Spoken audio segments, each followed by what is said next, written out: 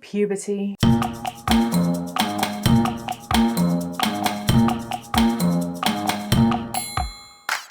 Hi everyone and welcome back to my channel. For those of you who are new here, I'm Sam and I make videos about autism and neurodiversity with a side helping of humorous stuff. Because what is funny if not autism? I recently watched the movie Turning Red and was immediately transported back to my own awkward adolescence. So I thought that since I've already talked about my recent trauma in my EMDR video from last time, I should talk about some nice vintage trauma brought up to the surface by the movie Turning Red, but I think also incredibly relevant for autistic teenagers, parents of autistic teenagers, people like me who are processing their autistic teenagerdom. Just a little content warning, I will be talking about body image and body dysmorphia and body dysmorphic feelings and stuff like that. And also feelings of depression, very low mental health, and this sort of things. So let me tell you a little bit about 13-year-old Sam, because I think 13 was probably the worst time in my adolescence. Obviously back then that was kind of the transition to secondary school at that age, and I was also undiagnosed with everything, which means I was struggling with undiagnosed and unidentified autism and ADHD, undiagnosed celiac disease, undiagnosed PCOS, which you can imagine, the combination of all that really made for great teenage years. Nevertheless, the internal commentary of that time was sort of along the lines of just pull yourself together and just do what everyone else is doing and just be like them and try and be as normal as you can, and if they can get through it, then you can get through it, and just do it and just carry on and do it and be the best also. Very healthy. But it really makes me sad to think about it because I was so sad and I was suffering so much, and I just thought that this was normal. I thought that puberty was supposed to be like that. I thought that your teenage years were supposed to be hell because of witty things that I heard on TV shows about how your teenage years are hell. So let's talk about puberty in particular, because that was quite difficult for me. And I don't think it's really pretty for anyone, but I think it does hit autistic people a little bit harder. Especially if, like me, you're very sensitive to interoception and the internal workings of your body. So I actually started my period the first week I started secondary school, which was just great timing. And I had learned most of my information about periods from a kind of jumble of like stuff we'd had at school when I was in junior school, and also this period book, which I'm sure meant well. It must have been published like 1998 or something.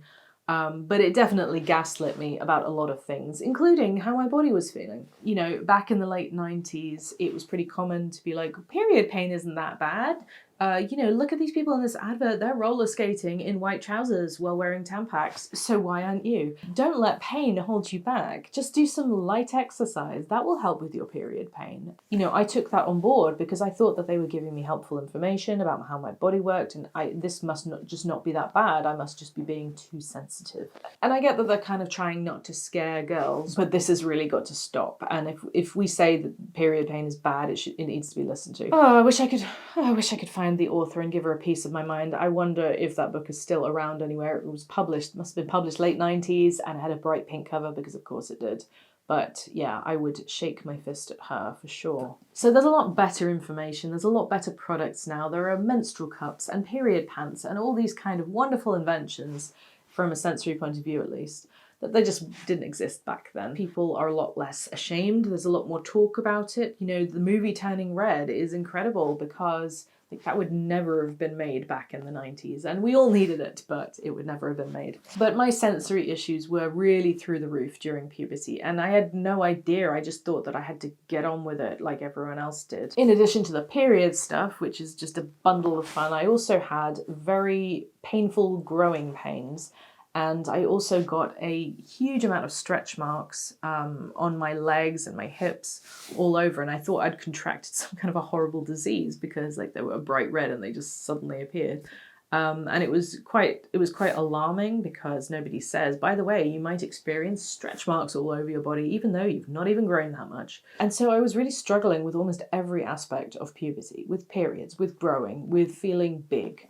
And so this was when a lifetime, pretty much, of poor body image started. And that was around the time I was really into gymnastics. And as soon as puberty hit, it was like I couldn't do gymnastics anymore. It was like my body just wouldn't do the things that I used to be able to do. I couldn't move in the... This is really, really annoying. I couldn't move in the same way that I'd been moving in a few months before. And so obviously that led me to really resent everything. And I started feeling like I was big, and I was an extremely slim teenager, and I was comparing my body to gymnasts' bodies and ballerinas' bodies, many of whom probably had eating disorders. And I didn't really have a sense of like what is a normal thing to compare it to. That was, for me, that was the ideal body.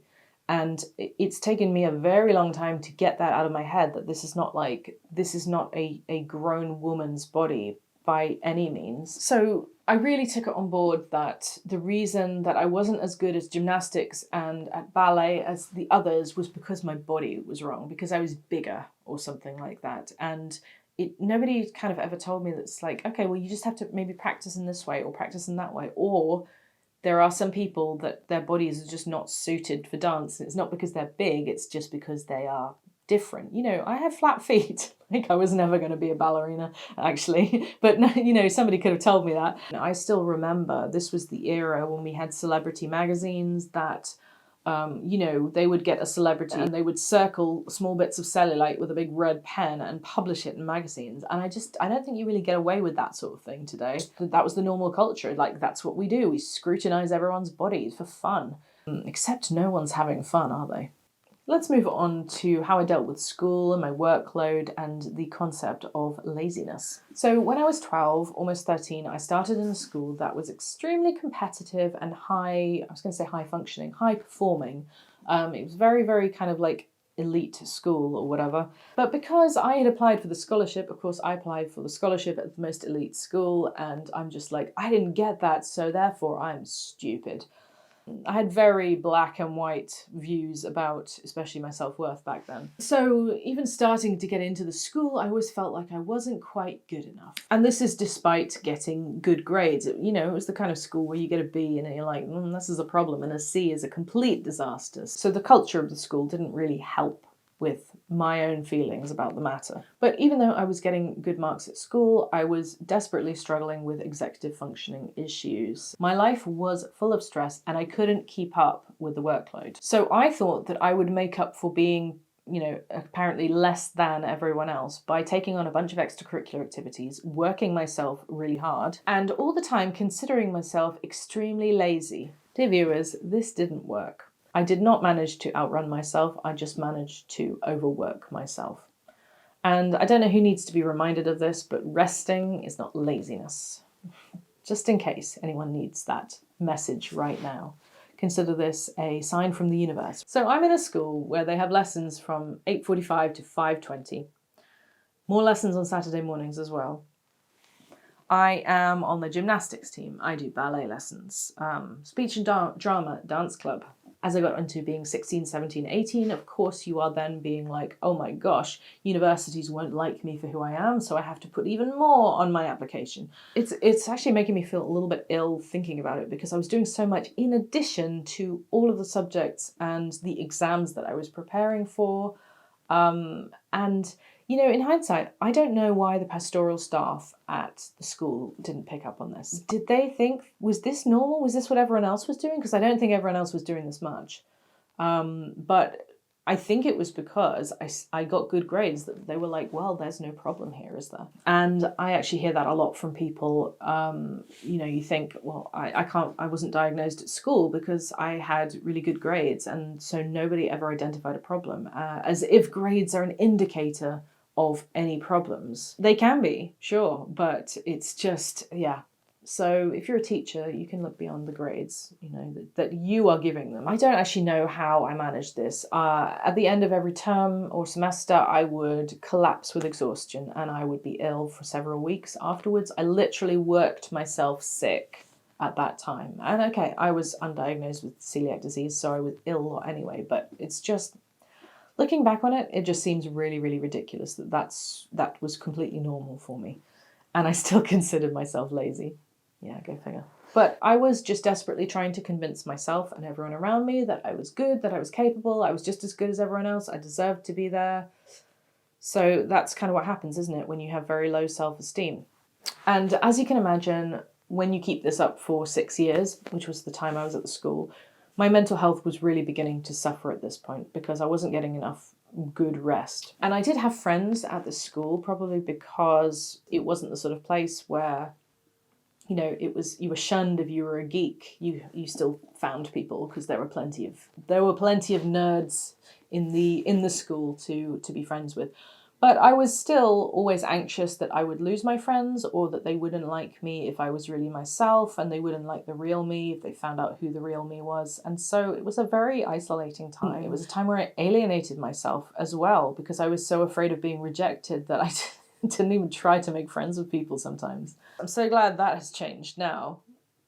And I was depressed for probably all of my teenage years because my work-life balance was so out of whack. And I just never knew what I was doing, because being a child is easy because people plan things for you, people organize things for you. But being a teenager is much, much harder. You're suddenly expected to pick up a layer of executive functioning and admin and control over your life that nobody told me how to do, and I just wasn't equipped to do it. And you're expected to navigate this whole different social world, because it's kind of easy. Like, if you learn a few tricks, you can be queen of the playground when you're 8 years old. That's relatively straightforward. But once you get into adolescence, it starts getting a bit too complicated for that sort of thing. And so I'm saying that as if like, oh yeah, I learned to be queen of the playground. I was not queen of the playground. But I think that it's a lot easier socializing with small kids because they're a little bit more straightforward until people build up these layers of kind of subtlety and intricacies and unwritten social rules and stuff like that. So basically, it was utterly exhausting, and I had to develop coping mechanisms. And I had two kinds of coping mechanisms. What I did in the school holidays when I was resting, which was kind of like leaning into my special interests, and what I did in term time, which was coping with what was going on at the time. So, you know, leaning into my special interests, these were things that I didn't really do while I was at school, because school was about a certain kind of success and learning. And the things that I was into was like, I had a friend's website and I was sitting there hand coding the HTML and uploading each individual HTML file for my whole website. And that was like my little project. I liked watching the same TV shows over and over again, like Friends and Buffy and Dawson's Creek. Those were my kind of like comfort shows. I would also play The Sims for hours. I think playing The Sims is definitely, it should be a question on the autistic questionnaire. Did you play The Sims a lot?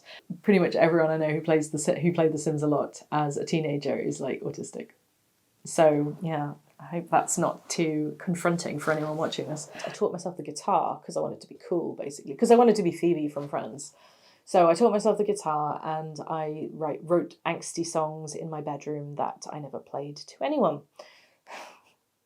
But, you know, all of the stuff that I did was like extremely creative stuff, you know, and I just think that I never got a chance to use that creativity at school because I wasn't creative in the right way. I wasn't artistic. So the coping strategies I had while I was at school were basically avoiding my feelings or ignoring my feelings until I could no longer identify them. And I was like, well, they don't exist because I can't name them. And it eventually led to me basically not being able to recognize them at all, which is known as alexithymia. And that's quite common among autistic people as well, because I think our emotions are so intense that they're labeled as inappropriate by ourselves or others, and so we end up just being like, well, I don't have any emotions then. Yeah. And my other coping strategy was basically becoming funny. Funny.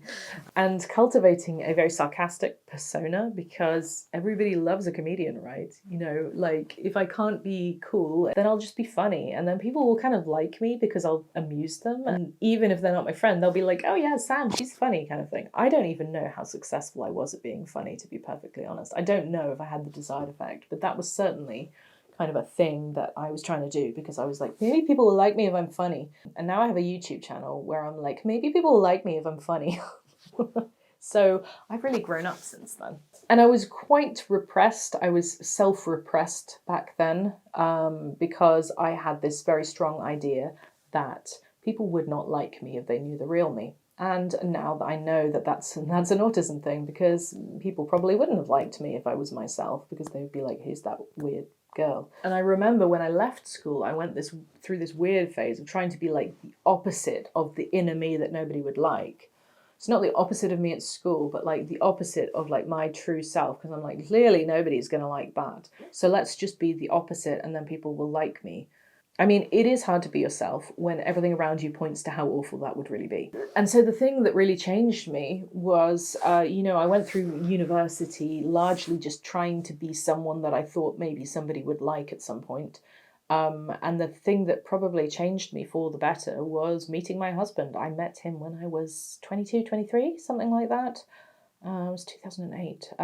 So I think I was almost 23. I always think of that scene from Friends where Joey's like, was I 15 or was I 16? Because that's me every single time I think about my age. So basically, when I was 22, I met my husband. And for the first time in my life, I met someone. Well, not the first time in my life, but the first time in my life, I met a man who just completely saw me for who I was and was like, okay, cool. That's who you are. I like you. And I'm just like, really? Yeah, that wasn't a literal conversation. It was much cooler than that. So I don't want to be like, he saved me or anything, but I think he was just such an accepting person that it was the first time that anyone in my life had just really validated my existence, and I didn't feel the need to try, and maybe try is the wrong word, but like I didn't feel the need to just be anything other than who I was. And that is who you want as a partner. That's who you want as a friend. People that you don't need to try so hard to be around. And after years of, a few years of struggling with dating, nobody asked me out, nobody went on any dates with me. I really just had awkward and horrible encounters with men for the most part. And then I met my husband and things just got quite a lot better. So you're probably wondering if I have advice for autistic teenagers, parents of autistic teenagers, something like that. My teenage experience wasn't just about autism. It was about so many different factors in my life. Like my experience was probably vastly different from someone who went to a different school. It was a very kind of unusual school in the grander scheme of things. I obviously had a lot of privileges that other people wouldn't have had. So I was kind of like struggling with different things than other people would have been doing. It's kind of hard for me to give advice because these were my struggles. These were my kind of personal demons. This is what it's like growing up when you just think that you need to try harder to be like everyone else. And then eventually you will get there, because spoiler alert, you won't. You will never get there, no matter how hard you try if you're autistic. And then you'll spend your 20s being like, but I just tried really hard all through my teens. Like, okay, try harder. Which is why I believe a lot of people end up in their 30s and then they're like, I'm so exhausted from trying so hard. And then it's like, oh, I'm autistic. I don't really know what I can say that would help, other than just love yourself and love your teenagers and radical acceptance of your flaws, as well as, celebrating your strengths, because the deepest, darkest areas inside me, I think my executive functioning issues are like the thing that I still carry the most shame about. Why can't I reply to an email? Oh my gosh, I looked at it. It's been 8 days since the person sent it to me and I felt like it was just yesterday and I was thinking I need to reply to this email. It's been 8 days. These kind of things, I still carry so much shame about them. And I think that if we can try, and my channel's all about kind of like fighting stigma, bashing stigma and reducing shame, because at the end of the day, shame is not helpful to anyone. Shame does not help change who you are at all. What other advice would I give? I would say rest. Rest is extremely important, and we don't give teenagers the chance to rest enough, because we're like, we must prepare you for the world. The world, you won't get a chance to rest in the world. And it's like, okay, why not? We should make a world where we can all rest as much as we need to. Fun. I don't know that I had that much fun. I felt like some things were fun in the holidays when I was doing my creative stuff. But, I didn't really have a lot of fun because I was so tense all the time and I was so miserable. So, God, it's really sad. Working yourself until you're sick should not be an option, and I believe that you shouldn't be in environments that encourage it. I think finding your joy in life, finding your creative things that you like to do, or just, leaning into the special interests and not immediately thinking, well, I must monetize or careerize this, I loved playing guitar and I loved writing songs, but I thought that it was kind of a waste of time because I was never going to be a professional songwriter, But I would have loved to have done more of that and learnt more about songwriting. So my tip to autistic teenagers would actually just be trying to enjoy things and do the things that you enjoy. Don't do things that you don't enjoy because you feel like you should, because you feel like it's going to make you more popular or it's going to give you better options or something like that. Do things you enjoy because you're working hard enough already as it is, I promise. And the things that I loved weren't really valued by the school and the people around me as much. You know, 1998, nobody cared that I could hand carve HTML on my, you know, blogs or whatever. Nobody cared. They were just like, oh, you've got a friend's website, cool. But now, of course, tech is cool again. The internet is cool again, finally. But these things do come full circle. And even if you can't see the value of doing something, we have this idea that everything that we do in life needs to have a purpose or a value. And the idea of doing something for fun or just for exploration or thinking like, oh, I could do this, not being like, I have to commit to this because I need to make a career out of it and I need to do this. And you can't run from what you really love. It will come back to you in the end. And I use so much of the stuff that I was into back then now for what I've ended up finding myself able to do as an adult. So just, you know, explore the things you love. How many times am I going to say that? And maybe one day I'll do that Buffy video and then I'll use all that love and interest and passion that I had as a teenager and I'll be like, now is my chance to monetize it. I actually do have pages and pages of notes on my phone regarding the Buffy video. It's just I'm being a bit of a perfectionist about it because I'm like, it has to be the best Buffy video in the world.